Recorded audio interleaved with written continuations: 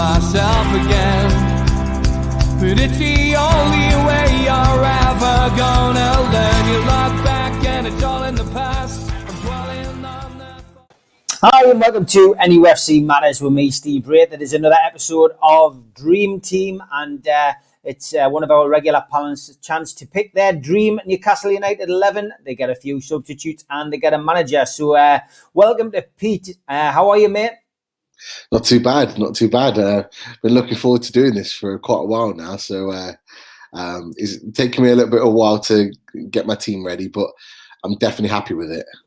Good stuff. It's good because we spend a lot of time obviously talking through matches, talking about games, talking throughout the season as a collective, and we all, at some point, I guess, have a go at the manager. So this puts you in the manager's hot seat, and it isn't as easy as you think. Not when you've got a plethora of Newcastle legends to pick from. So without further ado, let's crack on. And who is your goalkeeper? Okay, now. It might have seemed quite more straightforward than it actually was. So I've gone for Shay Given, but it was very close. It was very, very close with my substitute goalkeeper. And in fact, my substitute goalkeeper was in place for a long time ahead of Shay Given. However, the longevity, the fact that we only paid $2 million for him, the saves and the clean sheets that he got over the years. He took us to Champions League, to Europa League or UEFA Cup semi-finals. He was a mainstay in the team, and he had some big moments for us. And that, for me, was the reason why he picked my sort of my sub goalkeeper, who I'll talk about later. I can't help but be disappointed about the way that he left the club in 2009 mid-season when he went to Man City, and it does have a little bit of a bad taste in my mouth the way he did leave the club. But you can't argue the service that he gave to the club. He still talks about the club positively. For someone that wasn't the tallest, and during a time, particularly in Premier League football, where if you weren't 6 foot and above, you weren't considered a good goalkeeper or worthy goalkeeper. He battered down all of those barriers to make it to the top of the Premier League. And you know what? Fair play to him, because he was a fantastic shot stopper. Yeah, fantastic. Great selection. Comes as no surprise to see you pick him, to be honest. Lots of people have, and deserves a place in anybody's team. Okay, so into the defence. We'll start on the right-hand side. Who's your right back if you're playing a back four? There's been a number of right backs, no real major standout right backs, but there's been a number of right backs I could have gone for. I thought Danny Simpson was a good right back for us over the years. Aaron Hughes, for example, Andy Griffin, all very, very good right backs. But the one that I really enjoyed watching, the one that stood out for me, was Mathieu Debuchy. So I've gone for Debuchy. I love an attacking wing back. And when we paid $13.5 million for him, a lot of money at the time. Under Mike Ashley, we weren't known for spending a lot of money. So spending that sort of money on a right back was, risky business, but he'd performed really well in France, and he was playing that way in France. And you thought, in this team that we had at the time, if we could bring him in, being Kabai's best friend as well, could be the difference. And you know what? He only was with us for sort of 46 appearances. He wasn't here long. But in the time that he was there, he was an entertainer. He would bomb up and down the pitch. He was a fantastic, underrated crosser of the ball. And you know what? He even talked about it after he left. He enjoyed playing for the club.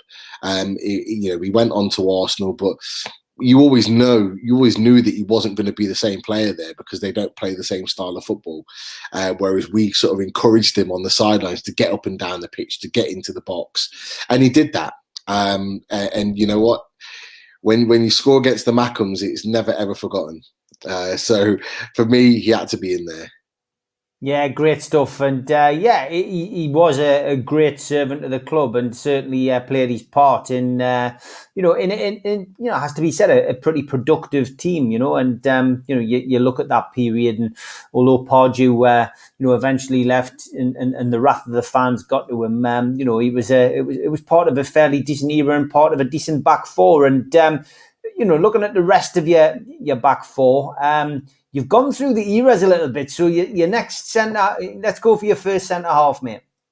Okay, so alongside Debussy, I've gone back to the 90s for this particular centre back, and I've gone for Steve Howie. You know what? I was quite young going through that sort of entertainers era. And the way in which I look at football now, I didn't look at it back then, but you always knew with Steve Howie that you had a solid, fantastic defender, someone that was willing to run through brick walls for your team, and you could see that on the pitch. And he loved the club. He came through the club. He was, he was free effectively. We didn't pay a penny for him, and he was a great servant to the club. And it's still disappointing that he didn't really get the send off that he deserved from Newcastle for the service that he put in for the club. And I look at his style and the way in which he defends, and he reminds me a lot of the modern day sort of Johnny Evans at Leicester. In terms of how he sort of commanded his defence, the way he organised his defence. Brendan Rodgers refers to Johnny Evans as the brain of the team, and I saw Steve Howie as that, particularly from a defensive point of view. And he was, bearing in mind, he wasn't around defensive-minded players in the entertainers era where it was all about attacking, but he had that mentality. And I think if we'd have had one or two more like that at the back, things could have been different. So very, very underrated centre-back. He was hampered with injuries. He's talked about openly that he would have been in line of playing in Euro 96 if he had not got that injury. And who knows where he would have gone to without that injury, potentially, with the confidence of playing in a major tournament. So, underrated centre-back, fantastic defender, and a great servant to the club. Yeah, fantastic player, and somebody, of course, who sticks up for us as well in the media, which is always gratefully accepted. Yeah. Next centre half, who plays alongside him then? For me, the best centre back that's played for this club in the time certainly that I've supported Newcastle from the early 90s, and it's Jonathan Woodgate. I cannot tell you how excited I was when that yellow ticker on Sky Sports News came up, that we'd signed him for 9 million. It was a very, very quick, swift transfer, but I know that Leeds were struggling. And I'd watched him at Leeds, and I was just so impressed with him as a centre-back. And to get him a quality centre-back at our club, which is what we needed at the time, it was a great piece of business from Sir Bobby. And the only downside is that he only played sort of 37 times in the league for us. We didn't get enough out of him. Out of that time, for me, I'll be honest with you. I honestly believe without injuries, he would have been held in higher esteem than the likes of John Terry, and possibly even like the likes of Rio Ferdinand as well. I thought he was that good, but because of injuries, we never really saw the best of Jonathan Woodgate.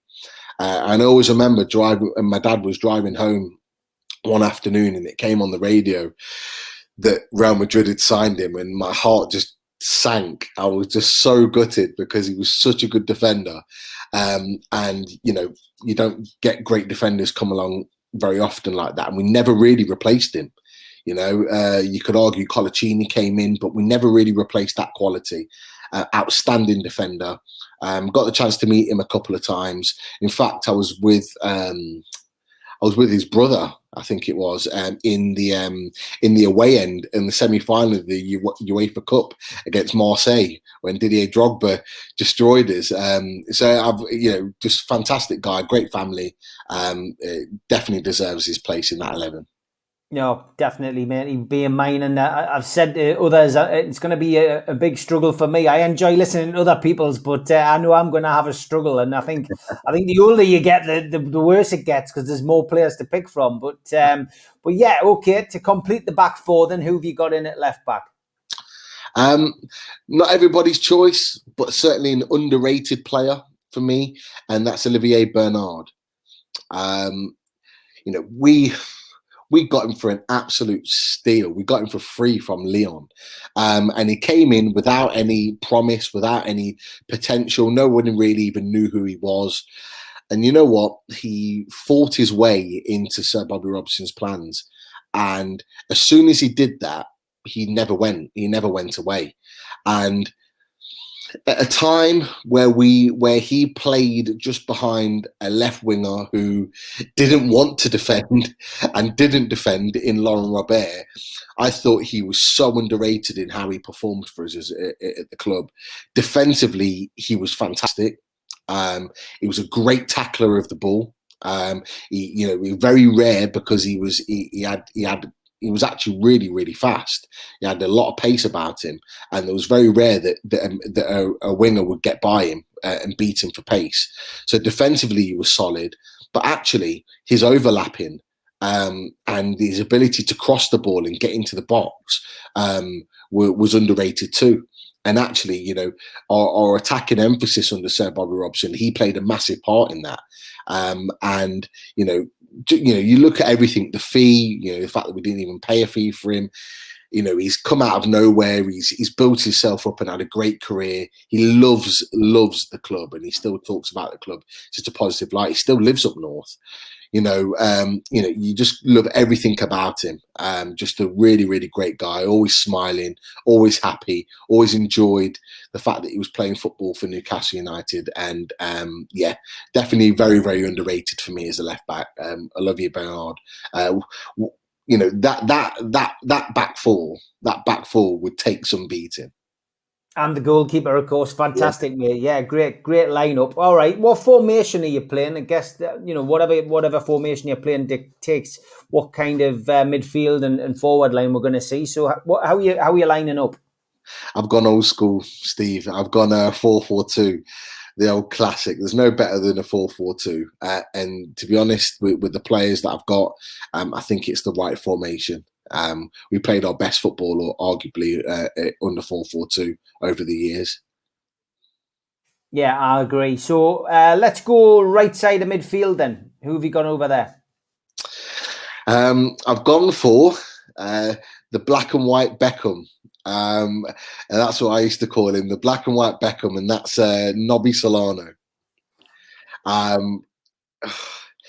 The one thing that used to remind me of Nobby Solano is how much he would sweat during a match. And I used to look at him thinking, geez, how many kilometers is he covering? Because it would, after like 5 minutes, you'd look at him and he'd just be absolutely dripping.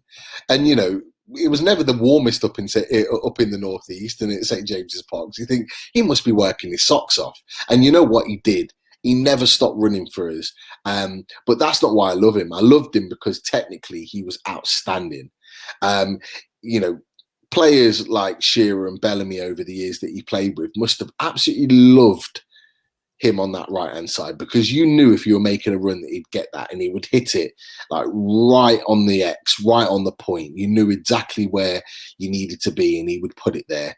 And it was argued at one point that his stats and his quality was up there and even better than David Beckham's at one point in the early 2000s. He was performing that well. And I don't think he got the recognition in England and in the Premier League for how good he actually was. Technically, he was so good, whether it was his crossing, his passing, his ability to link the play. I used to love the little 1-2s he used to play with Kieran Dyer and Gary Speed in those days. It just used to make football look so easy. And of course, he's got a massive affiliation with Newcastle still. He loves the club and talks about it positively, as he did with you, the other night, Steve. And he's just a fantastic player. And I miss players like that playing for the club. I really do. And I really hope that at some point he can come back, and again, another player that didn't get the send-off that he deserved. And I hope he can come back and get a real ovation from the fans at St James's Park, because he's one of those long-term servants that deserves it. Yeah, me too. And check out the Nobby Solano interviews. They're in the Players from the 1990s and Noughties playlist. Well worth a look. Okay, great team so far. Pete, who's next in your midfield? Okay, centre midfielder. I've gone for the late great Gary Speed. Tremendous footballer, tremendous person, tremendous player. He was the key for us at Newcastle. He made everything tick in that midfield. He made every centre midfielder that played alongside him a better player, because he just knew what he needed to do in that team. He was big, he was strong, he broke things up, he was a battler, he was solid in a tackle. And you knew if you were going into a game against Gary Speed that you were in for a battle. And as a midfielder working alongside him, you knew that he would do all the doggy work and you would be able to benefit in terms of getting the ball forward, travelling, passing. You know, you knew you didn't have to work as hard or put yourself on the line as much in that midfield because you knew he would do it all for you. And, you know, he was key. I go back to the point, particularly in our sort of resurrection really under Sir Bobby Robson, when we got Champions League football and started playing regularly in the Champions League in Europe. He was a massive part in that. You know, we over the years we had the likes of, you know, Gary Speed playing alongside Kieran Dyer and Jermaine Genius, and we always used to try Genius and Dyer together, and it never ever worked. It never ever felt the same in that midfield. But as soon as you put Gary Speed in there, everything was okay again. It was like it was the perfect fit. It just made everything come together. And I always remember, because he was obviously getting on a bit. He was getting obviously into his 30s, and there was talk about him leaving. And I always remember saying to my brother, when we had a season ticket and we used to go and watch, I said, we can't get rid of him. We cannot get rid of him because he's so important to us. And he wasn't the highlight player. He wasn't the Shearer or the Robert or the Solano. He wasn't really talked about all the time, but he was so important to how he played. And when he went to Bolton, the team just wasn't the same. We got Nicky Butt in and he just didn't do the same job. And that midfield fell apart. And that's how important he was to the club and to the team. And he's obviously sadly missed even today. Yep, yeah. Okay, who's alongside him in the midfield? It was a close one, but I've gone with Rob Lee. Tremendous midfielder. Again, should have played and got a lot more caps for England. He had everything. You know, he was, in my opinion, he was the Frank Lampard before Frank Lampard even came about. He was a midfielder that was box to box. He was a midfielder that could play potentially in the number 10. He could arrive late in the box. Yeah, at the edge of the box, he had a fantastic shot on him. Could score from any sorts of distances, and he had a great engine on him. Could get round the pitch, and he'd do that for you for 90 minutes. It wasn't just 10 or 15 minutes spurts in the game. He'd do that for 90 minutes and he made the difference. And actually that midfield partnership together with Speed is ideal. You know, I just wish we'd have seen a little bit more of that because I know they played together or they're in the same squad, but never really played, you know, together, on a regular basis. But both of them in their prime together would have been absolutely ideal. Speed would have given Rob Lee the license to get forward and get his goals and make things happen. Tremendous midfielder and definitely worthy of that 11. Yeah, top man as well. Again, a few interviews with Rob Lee over the course of the last 12 months available on the playlist under the 1990s players. Okay, completing your midfield lineup in your very strong 4-4-2. Who's on the left? There's always been the how to say it, the debate about who has been the sort of the best left wingers of the sort of Newcastle era, certainly in the last 30 years. And there's always been is it Ginola, is it Robert? For me, there's only one, and it's Laurent Robert. I absolutely love this guy. I love him. Even now, I look him on his Instagram when he's smoking his cigars and he's just loving life. He's so relaxed. And he was so relaxed on the pitch.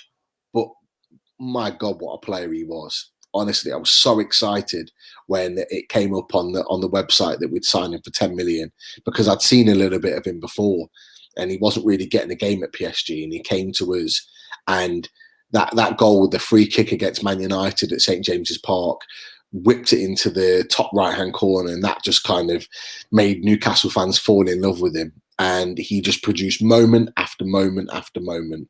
And that doesn't even include the assists that he got, his ability to cross the ball, his ability from set pieces. He was just an absolute genius of a player. He really was. And he was just a pleasure to watch. He was every week, to watch him play, to run up and down that wing. He didn't like to defend, but you know what? It didn't matter. Sir Bobby Robson made a formation, a style of play that could allow him to produce his best football. And he said it time and time again, and it's there for you in the stats if you want to look. He played his best football for Newcastle, and he knew he wasn't going to ever play at that same level again when he left the club. There are certain players that need a kind of they need a theatre in order to perform in, and he was that person. He needed that theatre. He needed those 52,000 fans on him, supporting him, having his back. He needed to perform in that environment to get the best out of him, and he knew once he left, it was never ever going to be the same. The things that I remember: the free kick in the FA Cup against Liverpool at Anfield, how he managed to hit it in from that angle on his left foot, I'll never ever know. Whipped it right into the far corner. And then I was lucky enough to be there against Tottenham at home, where he scored two absolute worldies, 2 goal of the seasons in the same game. I was there. Yeah, one at either end of the pitch. It was just to watch those goals, the technique needed for both of those goals, one on the volley, one from must have been 40 yards out into the top corner, to have that sort of power and that pace and that whip on the ball. Players do that now and they're talked about as 50, 60 million pound players. He was doing that on a regular basis, and he supplied the ammo as well. We forget that, for the likes of Alan Shearer and Craig Bellamy, he supplied that ammo for them. He wasn't just a one-trick show pony. He actually produced the big moment in the big moments and made the difference. I could talk about him all day. He's such a tremendous player, and he's by far our best left winger in the last 30 years, easily. It's a debate that'll run and run, and for me, again, another difficult decision I know I've got to make. But onwards to your front two, and in no particular order, who are you going to give us first? I have to say before I start that both players are my idols, guys that I looked up to as a young player coming through in the early 90s as a striker as well. I used to look up to both of these guys and model my game on them. And I was lucky enough to have a half decent semi-pro career on the back of watching them and watching them play. Just absolutely tremendous players. But I'm going to start with King Cole, Andy Cole. He was the reason why I fell in love with the club. On that day when when Newcastle beat Leicester 7-1, and just by chance I turned on that TV and watched him score his hat-trick and just absolutely tear the Leicester defence apart that day. For one, it made me think, who's this team? Who's this team that are just absolutely destroying Leicester City? And the other one was, who's this striker for Newcastle? He is amazing, and he had me hooked. Absolutely had me hooked. The way he would score his goals, his ruthlessness, his selfishness to want to get the ball in the back of the net. It didn't matter how it went in, as long as it did. And underrated was his movement. You know, he had fantastic movement in and around the centre backs. They couldn't handle him. And another one where I did shed a tear or two when I come back from school and realised that he'd moved on. But the moments that he gave us for the time that he was here, it will never ever be forgotten. And you know, I think he's been up north recently, and he's still loved by the fans because of, you know, that short period that he gave us. It will never ever be forgotten that he was part of that group of players that started off the Entertainers. Okay, and who's his partner in crime up front? It's the man, isn't it? It's only the best striker in English Premier League history. Big Al. Wow, what a player! What a player! Honestly, we've talked about this man so much, so often.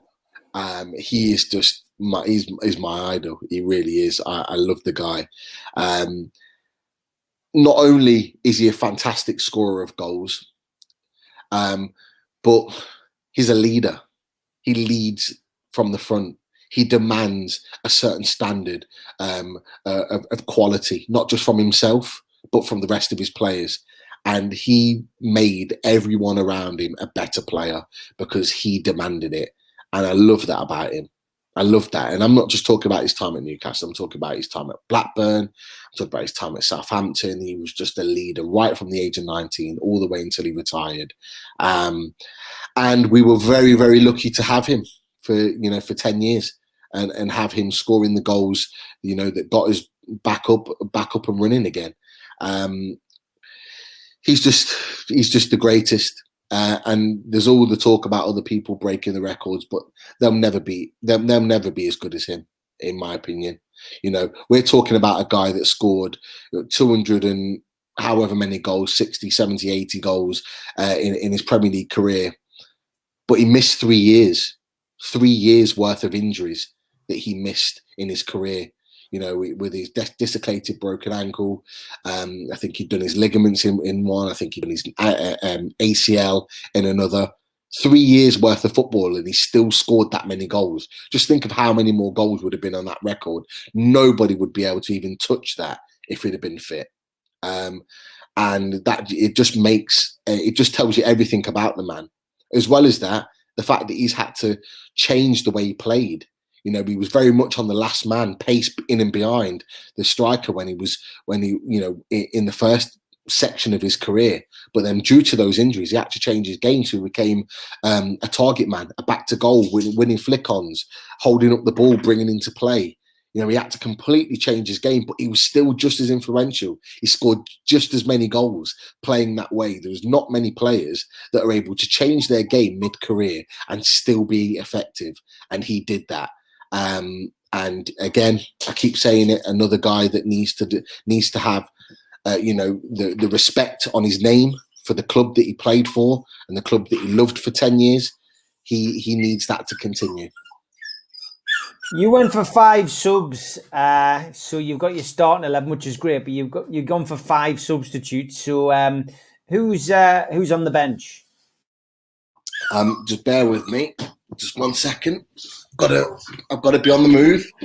No problem. I can hear the dog. I don't think it's very happy with the Lauren Robert choice. No. Oh no. Lauren Robert has to be in there. There's no doubt about that. Sorry, I had to let my wife in. No problem. The subs. So I'll start with the goalkeeper. So my goalkeeper, I went for our current number 1, which is Martin Dubravka. For me, he's just an outstanding goalkeeper. And although he's in a team that doesn't match at times his ability, it goes unnoticed just how good he actually is. You know, one thing I'll say is that all keepers make mistakes. No keepers are perfect. It's part and parcel of the game. But his technique with the way that he plays is seriously, seriously underrated.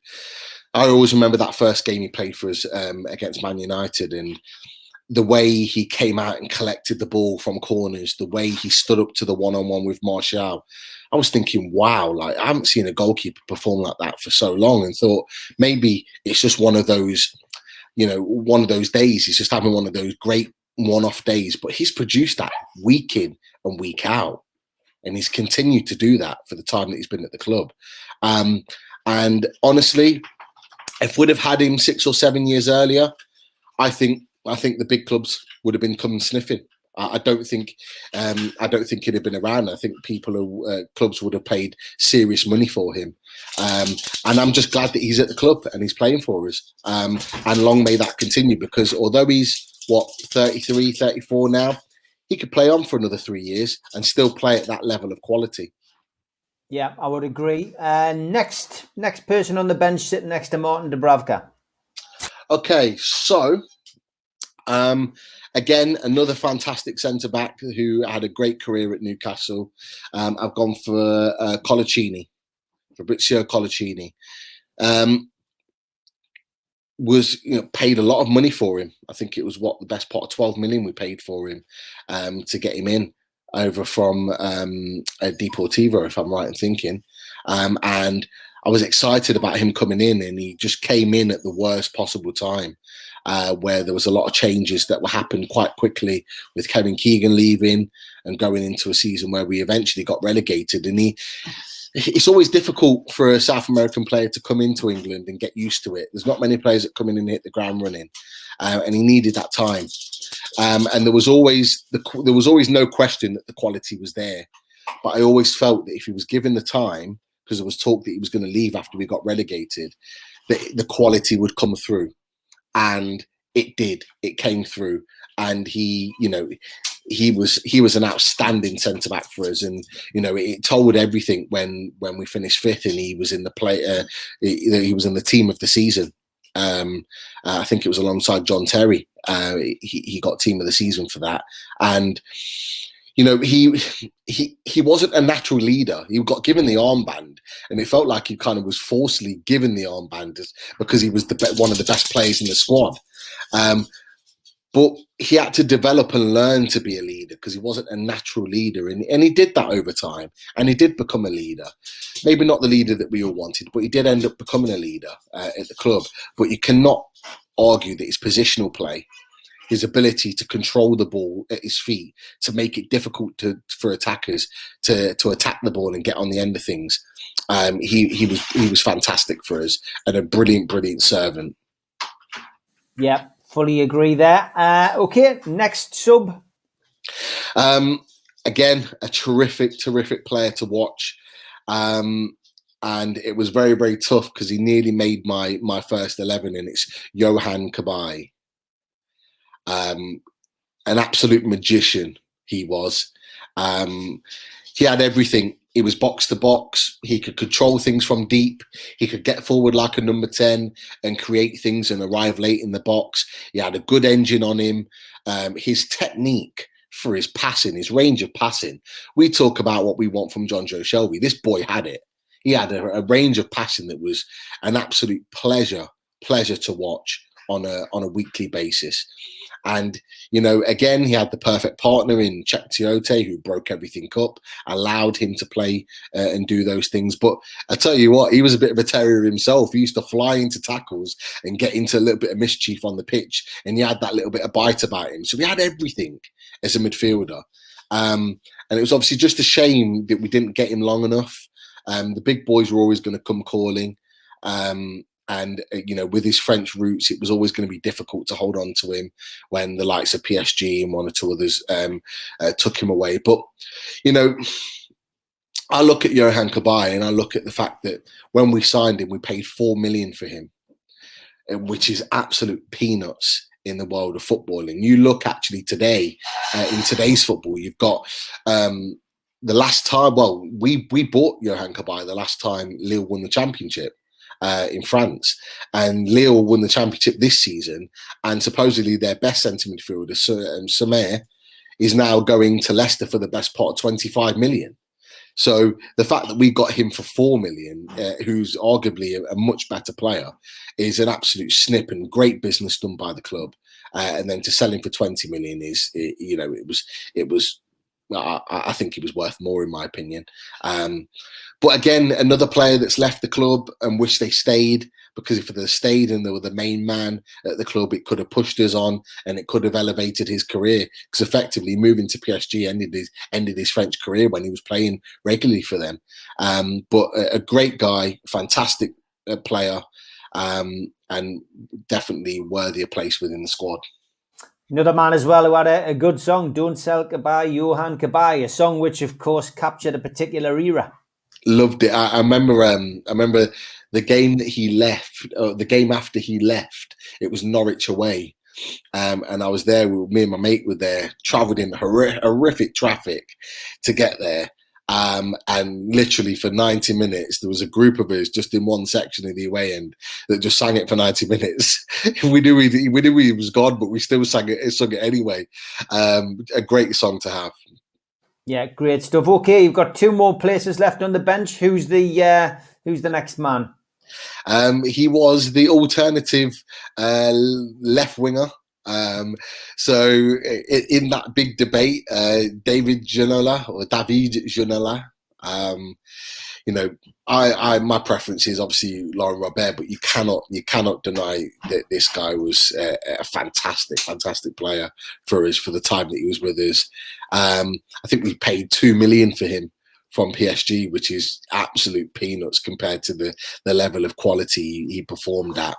And you know what? He came in and just gave a little bit of class to the dressing room. And, the players talk about it. If you watch the entertainers, if you've listened to him talk about the club in the past, the players were just in awe of him. They were in absolute awe of him. They loved him to bits because he gave something different. And his quality was unquestionable. The fact that he was a tremendous crosser of the ball. He had a magic moment. The goal against Man United at St James's Park was just that little bit of quality where he embarrassed them. Gary Neville to put it into the top corner is always a sweet moment to watch when it's on Sky Sports. But tremendous player. Absolutely gutted that Kenny Dalglish sold him on. Should have never ever got rid of him. He should have had 5, 6, 7 years at the club, because even though he went to Tottenham, he was never the same player. He never really wanted to leave. And I think if he'd have stayed with us, it would have continued producing big moments for the club. Last, but by no means least, your last substitute is? Again, another top striker who's very unfortunate to be out the team, but I've gone for Sir Les Ferdinand. I've just gone for sheer goals up top with the strikers that I've chosen. I've not got Peter Beardsley in there, and I absolutely love the guy. But I was setting my team out as a 4-4-2, and Peter Beardsley was always sort of that man in the number 10 hole. But when you've got Les, Andy, and Alan, I'm just looking for goals. I'm a goal scorer myself. I just want to score goals, and so did Les Ferdinand. His ability to head the ball in any sort of position from anywhere in the 18-yard box was formidable. His ability to generate the sort of power on the ball at any type of pace that ball was crossed into the box. Players don't do that anymore. Players haven't got that ability. I think maybe Cristiano Ronaldo has that now, but there's not many players that has that ability to arrive in the box and head the ball with that much power. But he was fast. He was strong. He was a bully. He was bullish on the pitch, and I love that about him. And he's a perfect example of someone who didn't really get his career started until he was sort of like 23, 24. So for young kids out there, in their 15, 16, 17 that think that their careers have gone by and they've lost their chance, you haven't. You need to keep plugging away. You need to keep trying, because he's the perfect example of that. And he forged a fantastic career. Started at QPR, but really, really ramped it up when he come to Newcastle. And again, absolutely gutted to lose him. He should have never, ever left the club. Never left the club. Why the club were trying to get rid of him, I'll never, ever know. And I know you've discussed it on shows previously, Steve, but we should have never let him go. He was a big player. Him and Alan Shearer could have been our strike partnership for the next 3, 4, 5 years on. After around the time that he left, they would have kept us fighting at the top end of the table if he'd have stayed at the club. No doubt about it, and with Les as well. If you catch the evening with Les Ferdinand, which I did back in 2017, he gives a heartfelt mention to that particular subject right towards the end. It's probably one of his biggest regrets, but he gave his word. He said he was going to go. We can't change it now. But terrific player, wonderful team, great 4-4-2, and a great bench to boot. Who's going to manage your dream team then, Pete? Well, we've had a lot of bad managers over the years. Let's put it that way. So you pick one of them? No, I haven't. I haven't. But there are two obviously standouts in my sort of era of supporting the club, and Kevin Keegan and Sir Bobby Robson are the two. But for me, Sir Bobby Robson wins the day. Not only a great manager, but an even better man. And he's still missed by everyone, not just at Newcastle, but in world football even today. What a feeling it was to have him come to the club and to resurrect us from a real dark position. Just after Ruud Gullit had left the club, we didn't know where we were going as a club, and he came back and really sort of give us hope that there were better times ahead. And I know we're sort of back in that position right now with the club, in a bigger sort of situation. But he gave us that hope, and for me, he was just a terrific manager. He could manage difficult players. He could manage, players that were sort of, right at the end of their careers and get a little bit more out of them. He could make young players better. He just had everything. He had that man management that is just unrivaled. And with a little bit more time, I think he could have taken us on again. I remember being at that semi-final against Marseille where we lost. We went out and being in the airport, and there were a lot of fans really frustrated at that point in time because we hadn't got to the final, and talked to Sir John Hall. And Sir John Hall obviously promised that he would put his money in and buy some more players, which he did. But the problem is that he only gave Sir Bobby Robson the next season a few more games. And I was at that game, the Aston Villa game, his last game at the club. I think we lost 2-1, and he dropped Alan Shearer and put Kluivert in. Kluivert did in fact score, but we ended up losing the game. And I have to say, the calls from the away end that game were damning. And it wasn't long until we're on the way back home that we found out that he'd lost his job. And I couldn't help but think at the time, it could be a mistake, but I didn't realise how big of a mistake it was. And certainly then with Graham Souness coming in, it was a huge mistake. We should have kept him on for another couple of years. He would have got us out of the mess that we were in, because we didn't have a best start, but it was still really early on in the season. And I think we bowed to pressure within the fans, pressure with the board. And I think if we'd have just held our own and been a bit more resilient, we could have had better times with Sir Bobby Robson ahead.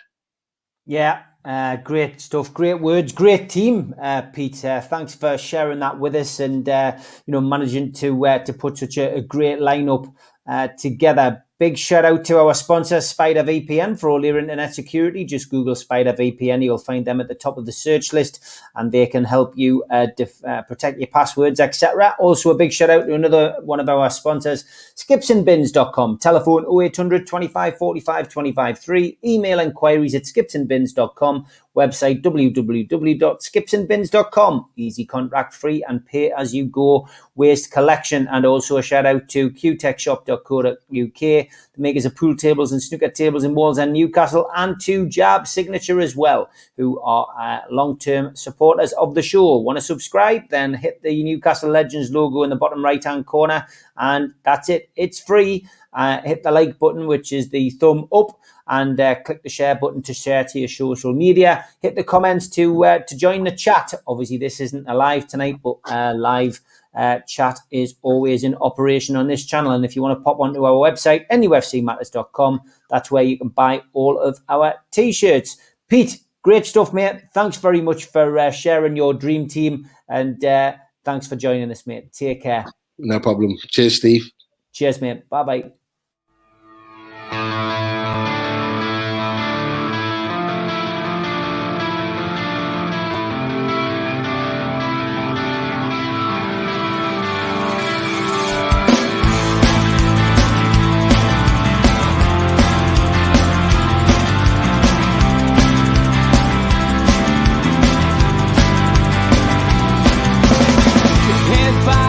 Critics attack. It feels like I've been talking to myself again.